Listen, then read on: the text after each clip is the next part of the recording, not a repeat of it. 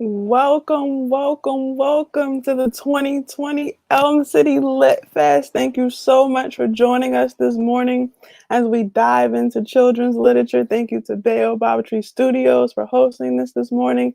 Thank you to Travis Higgins for our wonderful intro music. This morning we are starting off with Sharika K. Forde, the author of Grandma's Little King Plays T-Ball. We have Mahogany Lowry, author of Greatness Over the Rainbow. And we have Abdul, Rezak, Zachariah, the author of The Night Is Yours. Good morning. Good morning. Good morning. Good morning. Good morning.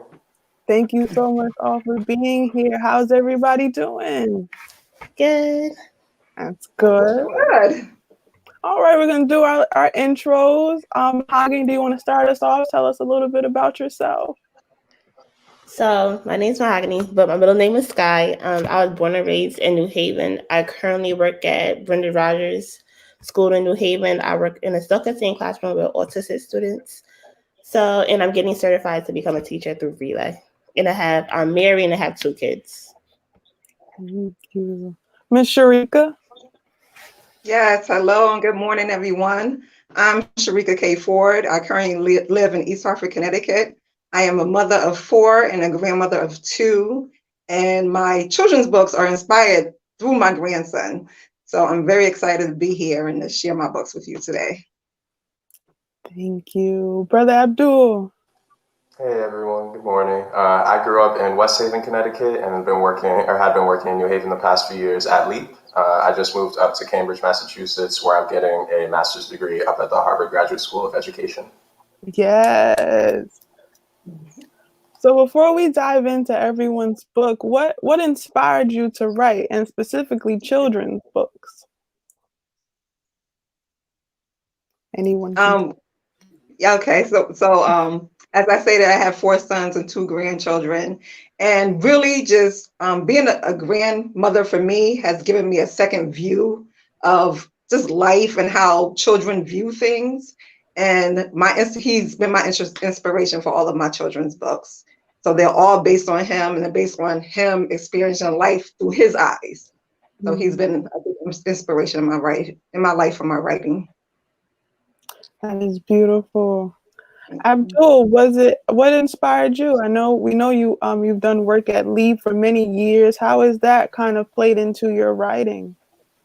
Yeah, so actually, when I'd written my book, it was when I was still in college, so prior to working at LEAP. But I had written my first story, at least, based off of my community I grew up in, West Haven, called Terrace Heights, and it was an apartment complex. And I based the characters in it off of kids that I knew growing up, and the main character off of my younger sister. And so really similar to Sharika, I wanted to kind of build a story that had a character that represented someone in my life and kind of represented the type of joy that she was experiencing, and the same joy that I experienced when I was a kid too. So I felt like it was this cycle that kept happening in that community, and wanted to bring it out in the story. And it's beautiful representing where you're from, because folks from West Haven are probably watching this, but probably outside of West Haven can relate to that. Mm-hmm. How was it growing up in West Haven?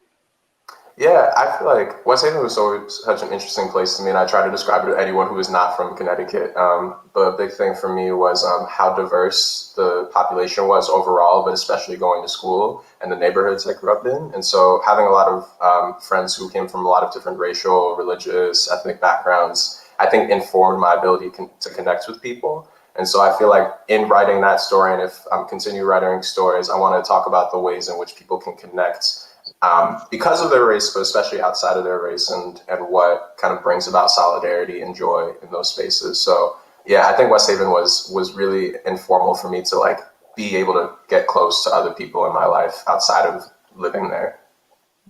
Kind of like a melting pot, a jump off point. Miss Mahogany, what inspired you to start writing? I always wanted to write children's books because I just love how children's books are illustrated, and just to go into it. Growing up in New Haven, when I was younger, it was so much fun to play with the kids, you seeing doing different activities, the community all coming together and putting on fun activities for the kids. But now there's a lot of crime. A lot of kids are losing their parents, and they're seeing a lot of gun violence. So I just wanted to brighten their future up. And knowing that someone from New Haven is actually doing great things and still living in New Haven. So I just wanted to like write their future up and just let them know that they can make it out of New Haven, or they can still be in New Haven and still do great things. That's deep, because I think a lot of folks think you kind of got to leave where you're from, or that like the things that are happening that you can't pour back into your community where you are based at. So I'm interested to hear a little bit of everyone's book. So Miss Sharika, I know Grandma's Little King plays T-ball, and I know this is about your little king. Can you give us a brief reading of a part of the book? Yes. Well, I was going to read from our first book, but do you want to hear from the T-ball book? You can read whatever you want, Miss Sharika. Okay. Well, I want to read from the first one because the first one is what inspired the series. Mm-hmm. So let me grab a portion of it to read to you. So this is the book, Grandma's Little King, and this is the first book that I published, children's book that I published. Mm-hmm. And it's a story about me calling my grandson Little King, and he gets confused about it. So then he starts going around the house looking for a crown. And then I explain, and he gets upset that he doesn't find the crown. So then I explain to him how he's still a king, even without a crown. But I'll read a portion of it. Let's see. So this is the part where he starts looking for the crown. So it says, Josiah thought to himself, if I'm a king, where's my crown? I'll search for it. It has to be found. And that's the image of him right there. Oh, going backwards. Thinking of himself as a king. He searched in the closet and under the rug. He even looked inside the bathtub. Oh, here he is. Oops. Here he is searching the bathtub. He looked all over, but still no crown could be found. Grandma walked in the bedroom and said, time for bed. Come here, little king. Rest your head. And that's him sitting. He's upset now because he can't find the crown. Josiah looked sad and said, I'm not a king. I don't have a crown. He crossed his arms and made a big frown. Grandma said, sit up and hold my hand. Let me tell you about a place called Africa, the motherland. So here's.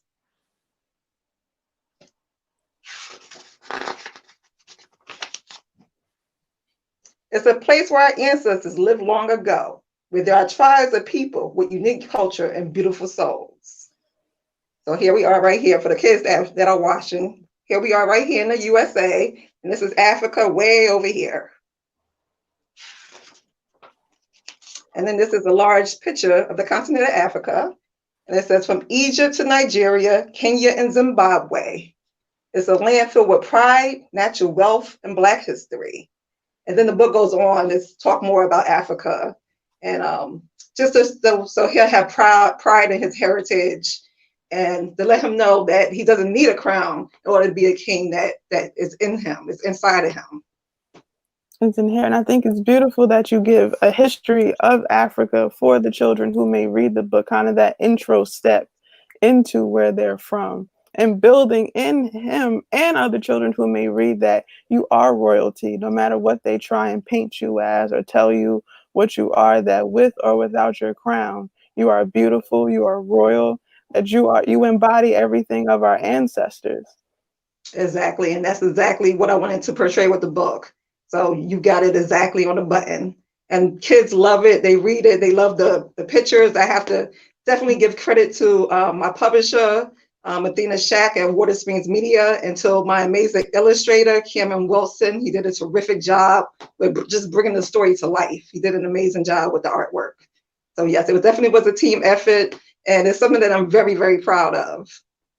And the illustrations are key as well. The representation matters. You don't see books like the books that you all have written with our children in them, or representation like down to the hair texture, the complexion. Exactly. I wanted her to look like me. If you look close, I do have some gray hairs.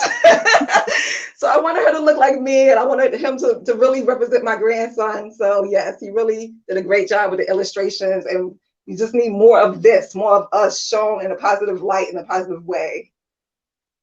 Mm-hmm. Do you want to go into a little bit of your next book of Grandma's Well, Little King? after I wrote Little King, I got a lot of requests for books for girls. And since I raised 4 sons and have 2 grandsons, I never even thought about making a book for a little girl. But after I got a lot of requests for that, I came up with Grandpa's Little Queen. I used Grandpa. Yes, I used Grandpa because I was raised by a single dad. So I also wanted to show, give credit to our fathers out there who do a great job with raising children, raising girls. Like they matter and they're important as well. So for the little girls, I have Grandpa's Little King, which honors our fathers, our grandfathers, and our daughters and granddaughters.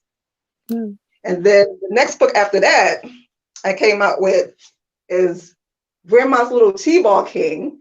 And this is a story about the first time my grandson played T-ball. He was nervous and afraid. And I talked to him about facing his fears and how playing sports, you really build, it talks about building teamwork and really putting your fears aside and really going out there and challenging yourself. So that's what this book is about. And this is the latest one that came out. Grandma's Little King Plays T-Ball. Give us a little bit of both. We got time. Okay. Okay. You wanted me to read a little bit of both? Yes. Okay. I'm sorry. Okay, so I'll read a different section. This story is similar to the first one, but I'll read a different section so you can hear a different section of it. So I'll pick up where I left off on the other one.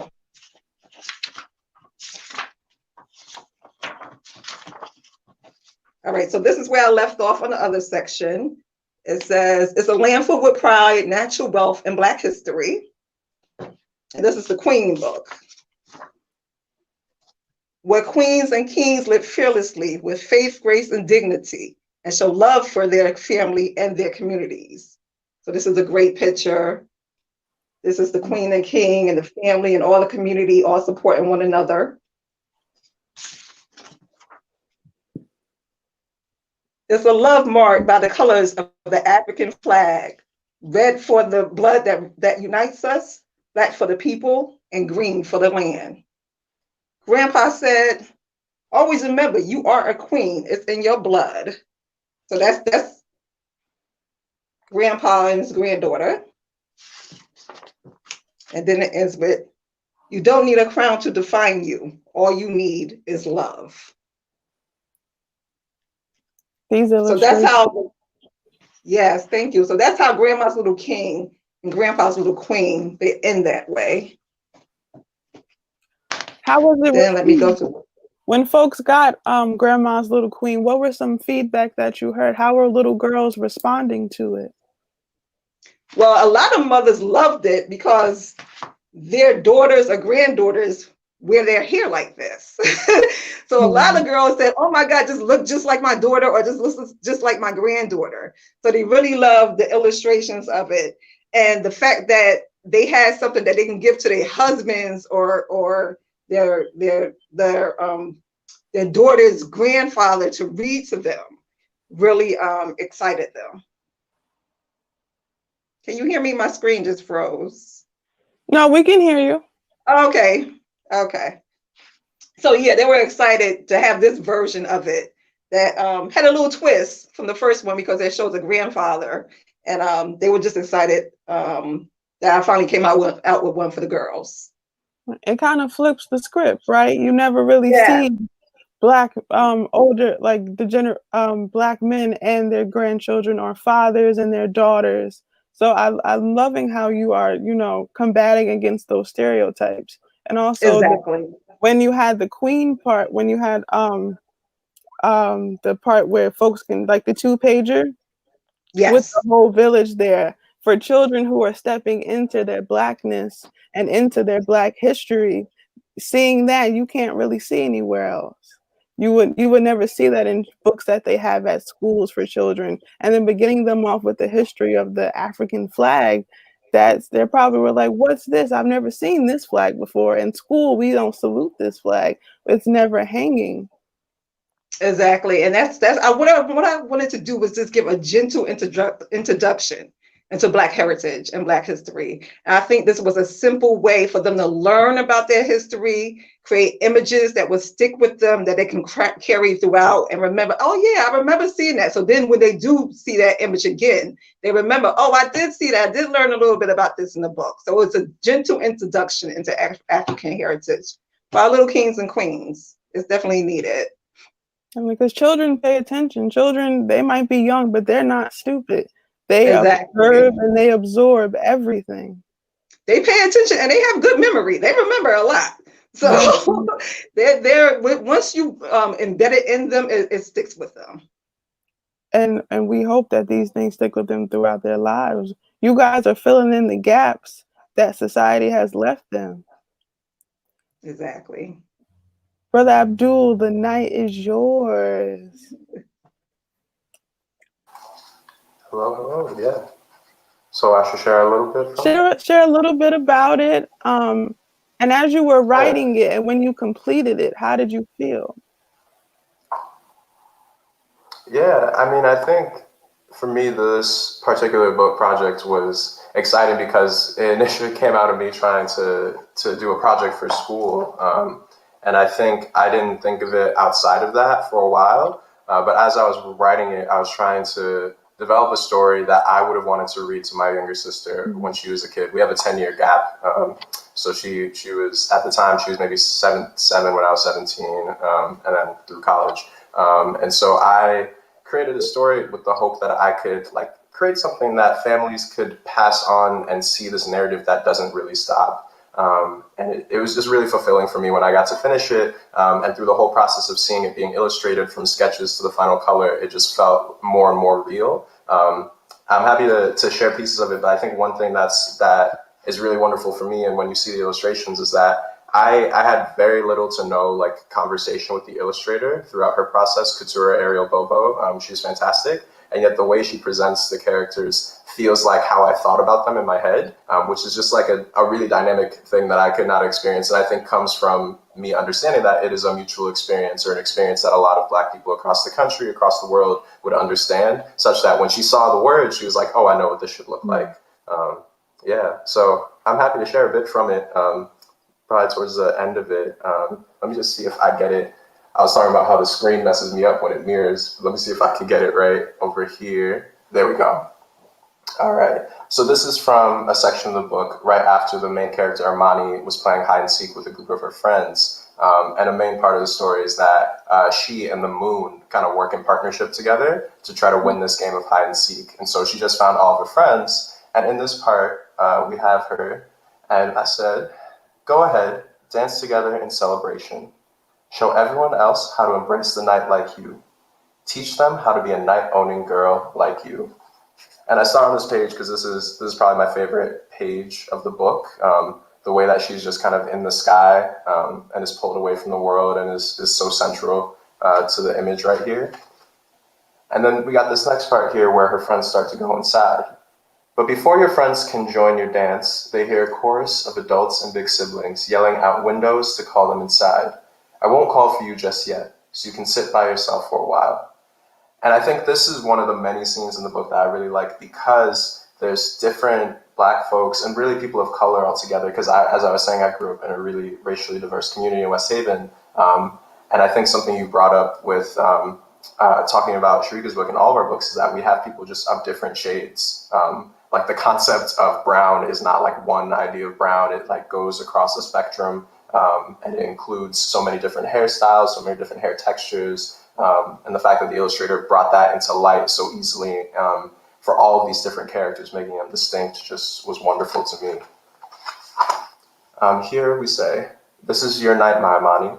The dark skies are still full of your laughter and joy, even though they get quieter as your friends go inside one by one.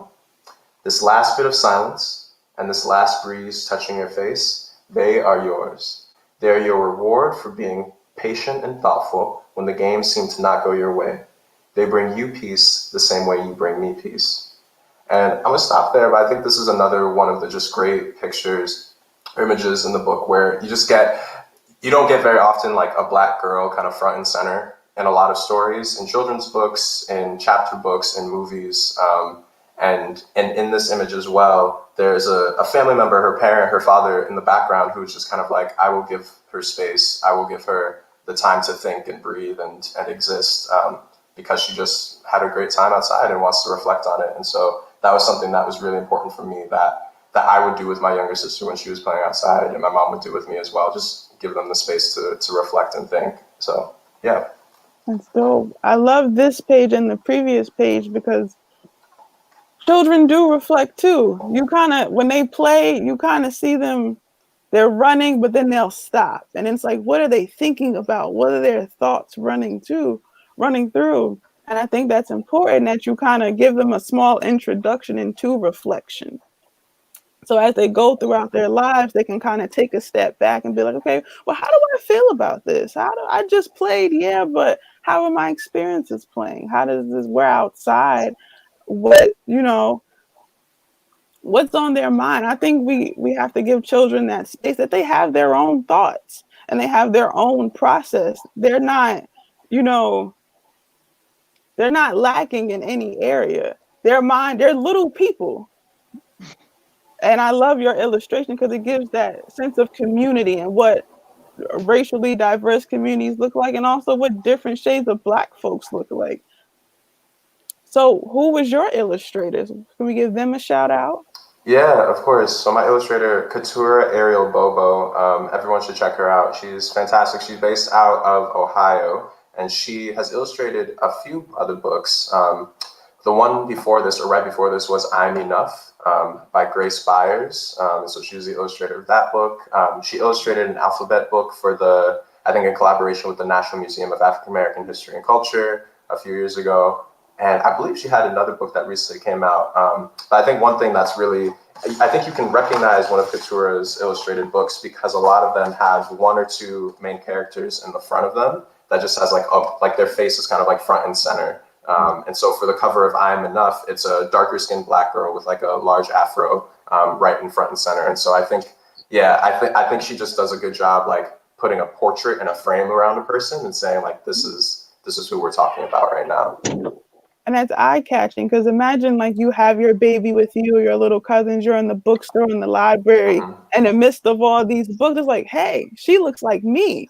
I feel like let's kind of go over there and look at that. It's very brilliant of her to kind of capture and bring them in from the jump. Miss Mahogany, greatness over the rainbow. We have. Hi. Now tell us. So I want to shout out two people, which is Chardonnay. She's actually she published this book and she have a company called Bookstop. And she's right from New Haven, Connecticut as well. And then Carly, she actually illustrated this book. And I love the front cover because I gave her like small ideas. And then she just started like talking. She said, I'm going to do this. So I have 4 kids. They all from New Haven, all from the inner city. And Tiffany and Amanda have asthma. So now you see the asthma pump right here. And then Tiffany, she's want to be a doctor, and they both come from single parent household, and they live right next door to each other. They are best friends. And then Greg, he has autism, and I work with autism students, so that's why you see the symbol of autism. And then Michael, 2 of his close uncles passed away, so we know now, like in New Haven, a lot of kids lost their fathers to violence, or just lost their father to like other things, maybe health issues, or just like other things. So that's why these are the background of the kids, and then I want us to be front cover too. So you see the rainbow, you see Tiffany raising her hand, you see like they walking through their problems, walking through other people problems, and going into the rainbow, and you're gonna see the greatness over the rainbow. So I want to share the last page with the kids. So this is Miss Henry, a Black female teacher. You don't see a lot of, I don't know if you can see this. Yeah, you don't see a lot of African American teachers in the classroom with a group of just the students. So I know that's very strong and needed in the around the United States, just around the country as well. Just a lot of more representation for the kids to see like, oh, I have an African American teacher. I have like a minority teacher, and I know I can be a teacher or become a doctor, become a lawyer because she's poured so much into me, poured so much greatness into me, poured so much words, encouragement, and support and motivation into me. So I'm gonna read this last part in the book. Class, before I dismiss everyone, I would like to say something, say Miss Henry. All you have a purpose. You're here for a reason. You're talented. You are beautiful. You are handsome. You are bright. You are smart. Every time you see a rainbow in the sky, smile. You are as bright as that rainbow. You are full of color and you will always be full of life. Challenges will come, but you can overcome them. You are loved and you have support. Class is dismissed, say Miss Henry.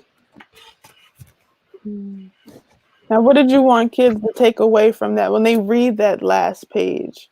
It's just like the motivation quotes, because I'm like a very like a quotey person. I might see my friends' quotes, and just so like I know, like I might don't know what they're going through, or I might do know what they're going through. So just send them encouraging quotes like early that morning, or the kids might just like read a book and they just like feel more motivated, and they'll like, all right, I know I know I could do this. I know like everyone facing problems. I know like I had this problem in front of me, but like I could not let it like just put me down, make me feel down, make me just want to like not do nothing. Like you can't be stuck in it. Right. Giving them strategies to kind of overcome that. Yeah, And because like in the story is like Miss Henry said to Greg, like, I know you lost two people. I know it's rough at home. You can like start writing in your journal. So that can also help with like your mental health. Cause a lot of people don't talk about mental health in like in the city or right. in the city community. Right. And a lot of books don't kind of really give you what's going on in the inner city and what children are losing folks. Just Yeah, as and like no, I'm sorry, I don't want to cut you off. oh sorry. And they could definitely like a lot of people like would tell kids like, yeah, the person who died went to heaven, and like you could like they will always be with you in spirit. But like a lot of kids might understand that, but like if you actually talk to kids, like they will understand like they died, they did like because of X, Y, and Z. They might even actually witness death. So just actually talking to the kids, like let them express themselves through drawing, maybe even crying, because crying is a part of healing, and just writing it down as well. And these early steps of how to deal with your emotions for them. Journaling is great that you said, and you're doing a lot of affirming on that last page and probably throughout the book as well, and pouring into them because children experience it just as we are sometimes in the inner cities or in the neighborhood. They're in it with us. And as it's affecting us and it's heavy on us, it's just as heavy on them. They have a stake in it as well. They deserve the honest truth. Yes. Definitely. Now, Brother Abdul, I wanted to ask you, a lot of your work kind of emphasis on children's life outside of the classroom. And you are currently pursuing your master's at Harvard. Shout out to you and taking on that journey. Let's give our snap. But I have it's in are you and you're getting it in prevention science and practice? Yeah, yeah. So it's a it's a really weird field. I wasn't able to find kind of programs in other places with this particular frame or mindset. But basically, what I'm studying is there are so many risk factors that young people have in front of them. Young people of any background, but especially in my case, and what I'm thinking about is young people of color. And the program kind of teaches you how to understand the developmental process and the social context that kids are in, and how to create different ways of mitigating or preventing those risks from coming into their lives. And so it's really open-ended in that I could take the perspective of someone who maybe wants to be like a school counselor, and I could take a bunch of courses related to counseling work, or I could take the perspective of someone who wants to be like an out-of-school time youth worker and think about like, how do I build community partnerships that serve young people? And so in my particular way that I'm pursuing the degree, I'm thinking a lot about how do I work in partnership with young people in the process of creating the things that designing both the spaces and the programs that end up impacting their lives. How do I do like research and practice with them where they are informing the initial question that we're talking about, and they're saying, this is the problem that I've been experiencing. I would like to figure out and gain the support from other people in the community who have the skills to solve this problem. And so I'm learning a lot there. I'm learning a lot about the ways in which we socialize different narratives about the world and about ourselves because of how society puts a lot of communities down. And the ways, especially topics like white supremacy, are part of so many parts of our lives. And so I think one thing I'm going to pull out of this is just like, how do I both empower young people in the process of protecting them from so many of these dominant narratives, and how do I also provide them with space to just be creative and create new things, and before they even have to be adults, when they have the power to create new things, let them start doing that as soon as they start thinking of them. That's amazing work. And I think that it's preventative, kind of, not to say you're saving them from the traps, but there are traps set for our children. There are traps set for our people, and they're there, and they're very clear that they're there. White supremacy is there, as we can see what's going on in our country right now. It doesn't matter how old our children are. You can be a 5-year-old girl and still get shot, or still get roughed up, and not given that agency as like, this is a child. When you're Black in America, no matter the age, you're Black. And they're giving everybody the same harshness and no grace. That's a phenomenal. Now, Miss Sharika, I read Yes, that a lot of your work stems from your belief that challenges can foster self-discovery. What that's are some correct. things? What are some things in your life that you have found through challenges that have opened up your eyes to something, or maybe has come as a revelation? Well, I think just having self-worth and belief in yourself is truly important. And we all don't always have that. When I was younger, I started by the way, all of my children's books rhyme because my foundation is poetry. So I started writing poetry years ago when I was in my 20s, but I kept it to myself. I hid it. I didn't share it with anyone until it took me a while to build self-worth and believe that what I had was a gift. And I think I began believing in myself more when I did go to college. I went to college later in life and pursued a degree in business administration. And I got my degree in 2018. So I went to school later in life. And what it taught me was that I was missing a level of confidence in myself. Like after I went to school, I felt like I can conquer anything and do anything. And that's when I really started pursuing my writing career after that. And it just gave me a belief in myself that I have a purpose, I have a gift. And that gift has really driven me to continue writing, to continue to create. And that's what I really want everybody to feel. I want everybody to feel that they have a purpose, that they're here for a reason. I want them to acknowledge their gift and give it to the world, because that's why you have it.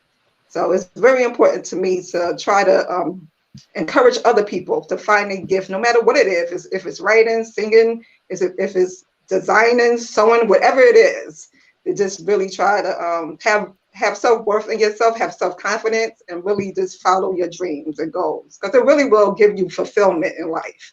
And that's what we all should have. We should be happy and feel fulfilled and feel gratitude for the gifts that we have. So, Without a doubt, and very much congratulations to you thank on you. that. Because our gifts are not our own. We've been given to them through the divine, and through that we have a responsibility. And I think our children, knowing that they have a purpose and that confidence is kind of taken away from them a lot of the time. A lot of things that surrounding them, and even older Black people as well, that we're always demeaned or looked down upon, or that we're an exception, in that we're not an exception. All of us are excellent and great in that. And it's kudos to you all, because you all are grabbing them in the beginning and investing that in them, and that these books that they'll have throughout their lives, and that they can pass on to their children. So you all are actively rewriting the narrative. Wow. I never thought of it that way, but Yeah. it's wonderful. Definitely, I feel like everyone has a role on the road to liberation. And whether it's through your writing, through your teaching, through your work, we all can do something, and you are doing it. I've never seen illustrations like the ones in your books, or I've shown my little cousins Greatness Over the Rainbow and The Night Is Yours, and she was like, "Can I have it?" She immediately wanted it. And I've never seen them gravitate towards books that way. I've shown them many other books, but when they finally saw something that looked like them, that wanting is already in them. And I think that we just have to foster it and feed upon it. So Exactly. when you all started writing, what were some writers you looked towards? Like, who were some of you guys' favorite writers? I didn't have a favorite writer, but I just love like Black children books. So that's why I buy like a lot for my daughter. I always like order them online, like from Amazon, and I just like type in like African American children books. Like that was like I strictly really want for my daughter, so she could just know like it's like writers that come from like they probably same like the background to know like, oh, I could be a writer, or like just like a little girl look just like me, or a little boy look just like my brother, or look like my parents or my grandparents. Give them the key that these jobs exist, that the books that they read, they could write one day and give it to their class. Brother Abdul, who's inspired you over the years? Yeah, I feel like I've had a mix of people, both children's literature and not. There's a great poet, Elizabeth Alexander, who used to teach in New Haven at Yale University in African American Studies, who's an amazing poet and someone who just speaks about life in really full ways and the way she talks about people. And I feel like after I read her book, the way that she talks about and gives full love to people, particularly Black people, but all people she experiences, was the way I wanted to like give a frame and a portrait to a lot of kids when I write stories. So I would definitely, I attribute a lot of my like interest in writing to seeing her work, and would suggest people check out a lot of what she did. Her most recent thing was an essay called The Trayvon Generation, specifically about young people kind of within my age range and who had grown up with Trayvon Martin as a topic, as a central point in our existence. And I think she gives a lot of love to her own sons who are in that generation in that essay. And yeah, I think that's where I think about my writing from that space. The Trayvon generation, that's, I don't know, that's sitting on my chest. I felt that. Did she say where that generation kind of starts? The like barrier, I think, I mean, it's anyone who kind of was like very consciously aware, like, so say like if you're like maybe 10 years old or so, around the time that Trayvon Martin had passed, or especially anyone who was the same age as Trayvon when he was killed. And I know that's at least in my stance, something I grew up with. But I think that's still a generation that continues, kind of like it's a generation that's expanding, where there's more and more media around the loss of Black life, where like that those experiences are just front and center for a lot of young people, and they start connecting with a person they see who was just harmed. And so she like just gives a lot of, it's one of the few instances where I see an adult giving a lot of credit to like beauty and grace and strength of Black children and Black teenagers who are like moving through this and are trying to go through a complicated process of understanding themselves in an unprecedented time, where it's not unprecedented where there's Black harm happening, but it is unprecedented that it's so public, and it's so everywhere, and it's something that they can't really filter out as much. Because the internet has exposed all of it. We all knew it was there prior, but you can't escape it. And they all have a phone. Most children have a phone or a tablet. So how do you react when you're constantly hearing, wow, another person got shot, another person got killed? And you're 17 and you're Black and you wear a hoodie and you eat Skittles, or that you're sleeping in your bed and you think, that somebody could maybe come in here and end your life. How do you deal with that? That's a lot to process. Ms. Sharika, who has inspired some of your writing over the years? Well, as far as children's books, similar to Mahogany, when I was growing up, I didn't really have anything except for Dr. Seuss books, to be honest with you. I had a stack of those. But as far as Black books, when I was growing up, I didn't see any. And the thing with the Dr. Seuss books, I think what I connected to in that was the rhyming that captures you, the rhyming words and all of that. So because I didn't have anything like that growing up, I really wanted to create something of my own. But as far as writing in general, definitely Toni Morrison, definitely Maya Angelou, because like I said, my foundation is poetry. They are huge inspirations in my life. as far as writing and reading. So I'm hope that, you know, I become an inspiration in someone else's life as well, and they see what myself and the other authors on here. You guys are amazing. First of all, I want to give a shout out to the two of you because you guys are amazing. Your stories are amazing, and I think that our diversity in our books and in the way we speak and in our lives shows that there's room at the table for everybody, for everyone. So if you have it in you to write, to create, just do it. Really, just go for it. There's room for everybody to do it. Don't think that you can't. And we're at a point now where we really are, as a community, as Black people, we're coming together and really trying to help each other to grow, develop, to try to have ownership in things, become entrepreneurs. So this is the time. This is really the time to do it. So, yeah. More than ever, it is the time. We are responsible for our well-being. We've always been responsible, but it's been made very clear. We have to take care of each other and pour into each other and fill in those gaps for each other, because only we can do it authentically and with our best interests at heart. And I know, let's give it. And I want to shout out People Get Ready Books, PGR, Lauren and Dolores. I know they have Greatness Over the Rainbow. I believe they have The Night Is Yours as well. But I know, Miss Sharika, you have your own website, The Awakening Poems, so that folks can check in there and get y'all books there. And I want to give a brief shout out to our funders, folks who have kind of poured into the Elm City Lit Fest are William Graustein, the New Haven Department of Arts and Culture and Tourism, Whaley Edgewood Beaver Hills Management Team, and the Community Foundation of Greater New Haven have all planted seeds into the Lit Fest. And this is our first Lit Fest. And Rev Kev has been periodically running our donation link on the bottom. Please do consider donating, because we pay all of our artists. We do not, everyone's time we cherish, and we want them to know that we appreciate them. And artists need to get paid. People enjoy your art. People enjoy your books, your writing. Therefore, there's a dollar attached to that. And it's not, we all have a livelihood that we need to take care of. Now, Miss Sharika and Mahogany, talk to me a little about being mothers and how that has inspired your work. Being a mom, so I have a stepson, so I just call him my son, even though I didn't birth him.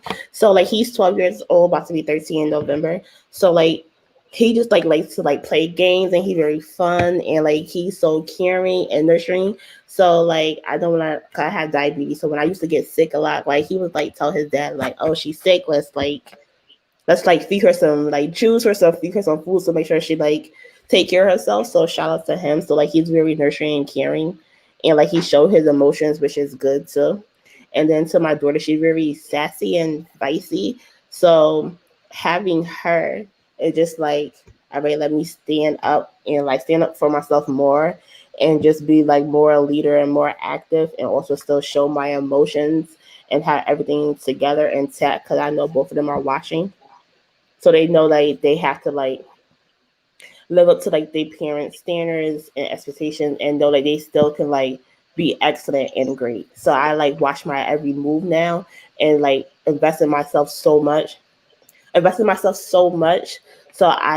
I'm investing in them too. They watching my work ethics, how I love their father, how I do the house. So just doing small things, so when they grow up, they remember what I did for them in the household, or just I did for them personally.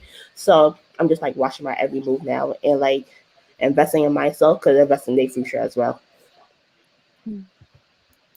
Being that matriarch and pouring into them, as we said before, they're watching, and children kind of enforce us to be our best selves, because we tend to be our best selves. Ms. Sharika, I know you're a grandmother, so how has you spoke that your grandson has pretty much inspired your collection of children's books, but for children in general, how has motherhood played a part in your writing style, in your poetry? It played a big part. I just want to make sure you can still hear me. I think my screen has frozen again. So can you hear me? We can hear you live. Hello? Yes, ma'am. We can hear you. You can hear me fine? Okay. I think my screen is frozen. Okay. All right. Well, being a mother, I have 4 sons. The oldest right now is 28. So I have adult children. My oldest is 28, 26, and I have a 22-year-old and a 17-year-old. So raising 4 sons has been both the most rewarding thing in my life and the most challenging.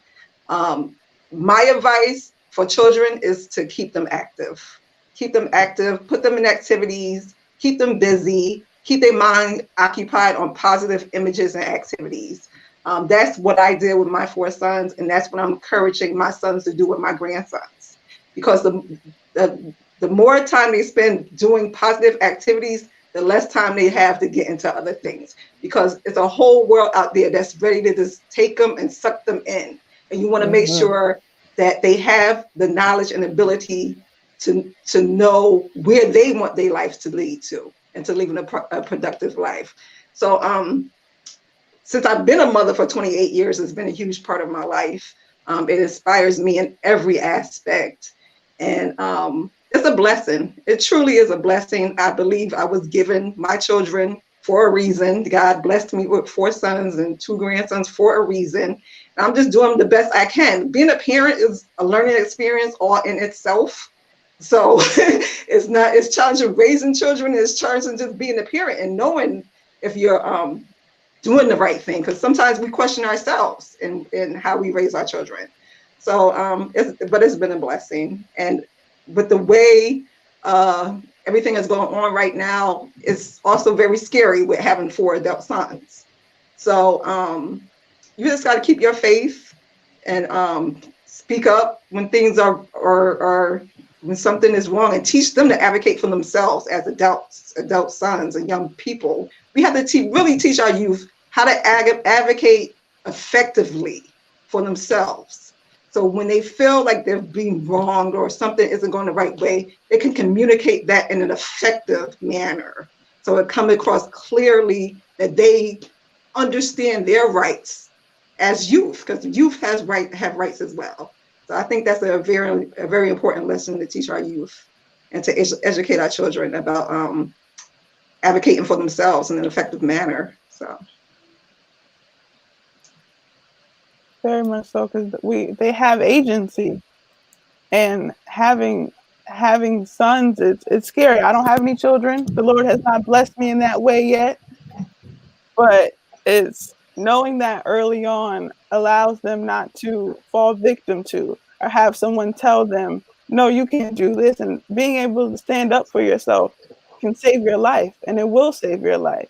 And it's hard that they have to be that aware so young, but it's survival a lot of times.